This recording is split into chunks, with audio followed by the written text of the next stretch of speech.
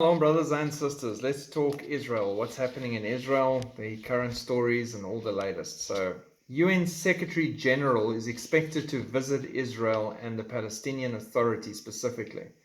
The United Nations has not announced any official excursion, though the Secretary General intends to visit Israel and the PA quite soon.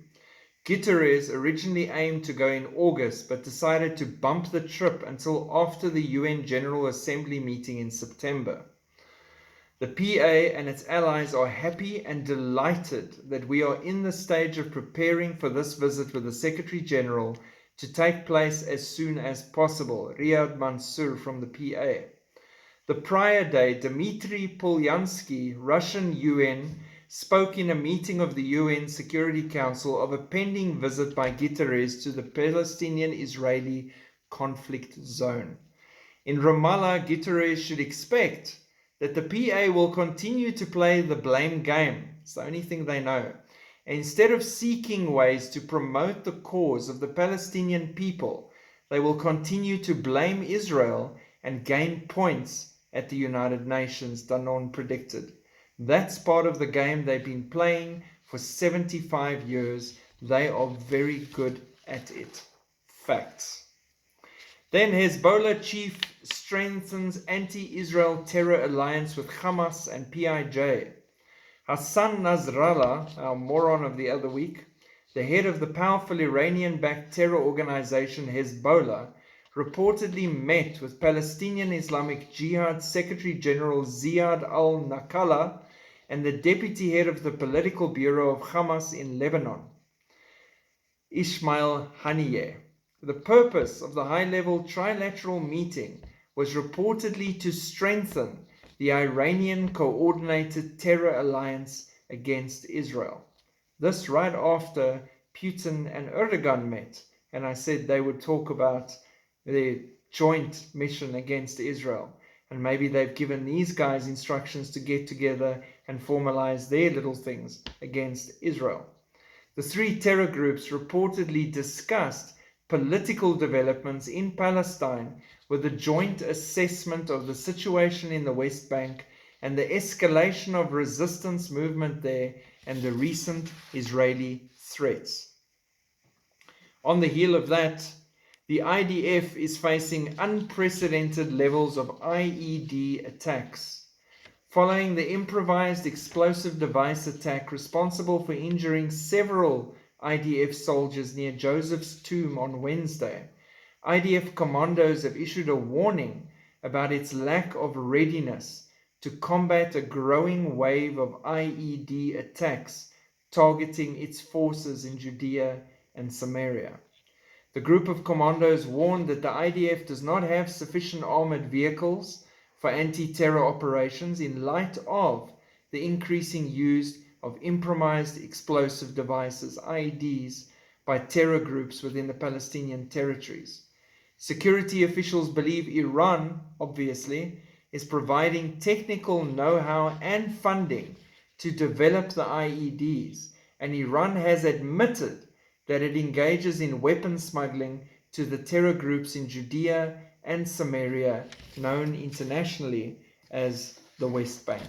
So they're really facing a lot of upheaval at the moment. They're getting a lot of people that are getting killed and hurt. Please, again, pray for Israel. Pray for the peace of Jerusalem. Pray for the IDF that is trying to keep their people safe from this growing terror wave and coalition coming against them. Then Netanyahu on the Tel Aviv riots. There were riots, massive riots. It looked like I was looking at a video coming out of Europe by one of the immigrant crisis countries, but it was Israel, Tel Aviv. I've been there. This didn't look like the Tel Aviv I remember.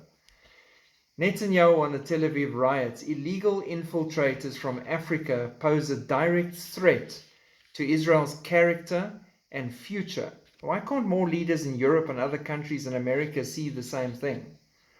Eritrean rioters in Tel Aviv wielded clubs, hurled stones, and brandished knives, forcing police to resort to live fire, resulting in 135 injuries and approximately 30 police officers and the apprehension of 39 individuals. Netanyahu said, "We will build a wall to prevent the infiltration of our country. After the violent clashes among the Eritrean immigrants in Tel Aviv, Israeli Prime Minister Benjamin Netanyahu vowed to build a border wall along the country's eastern border with Jordan to block illegal migrant infiltrators.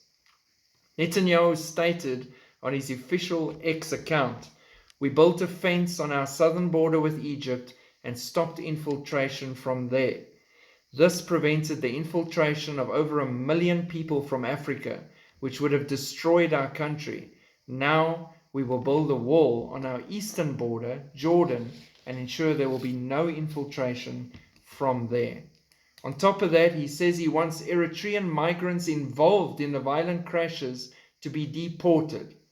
Israeli Prime Minister Netanyahu said Sunday he wants the migrants involved in the violent clash in Tel Aviv deported immediately and has ordered a plan to remove all of the country's African migrants. The remarks came a day after the bloody protest by rival groups of Eritreans in South Tel Aviv left dozens of people injured. Israeli police in riot gear, stun grenades, live rounds, etc., etc. "We want harsh measures against rioters, including immediate deportations of those who took part," Netanyahu said in his special ministerial meeting called to deal with the aftermath of the violence.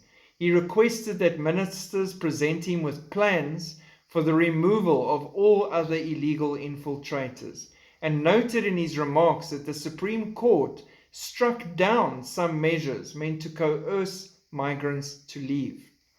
Ahead of an official visit to Cyprus, Netanyahu said the ministerial team was seeking to deport 1,000 supporters of the Eritrean government who were involved in the violence on Saturday.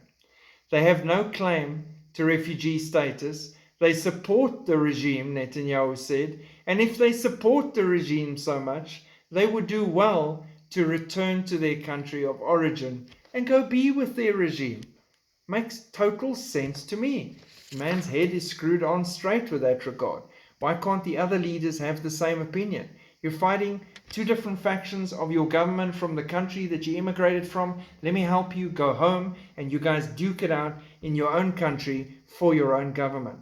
Why come and cause chaos and disaster in a different country completely? It makes no sense because it shouldn't make sense, because it's part of a concerted effort and a plan to break down the culture, the country, the order, everything, as it sets the stage for you know who.